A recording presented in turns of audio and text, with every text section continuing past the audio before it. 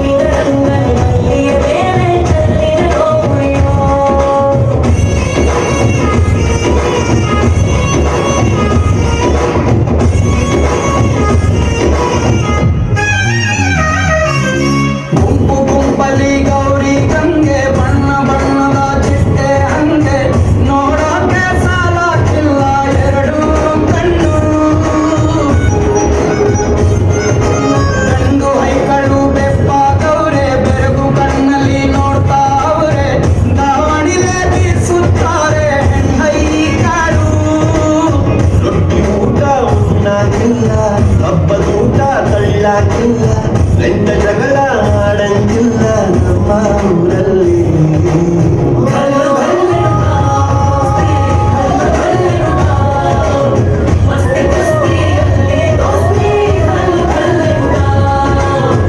ಏನ್ ಚಂದಾರಿ ಹುಡುಗಿ ಗಲ್ಲು ಗಲ್ಲೆನು ತಾವು ಗೆಜ್ಜೆ ಏನ್ ಚಂದಾರಿ ಹುಡುಗಿ ಗಲ್ಲು ಗಲ್ಲೆನು ತಾವು ಗೆಜ್ಜೆ.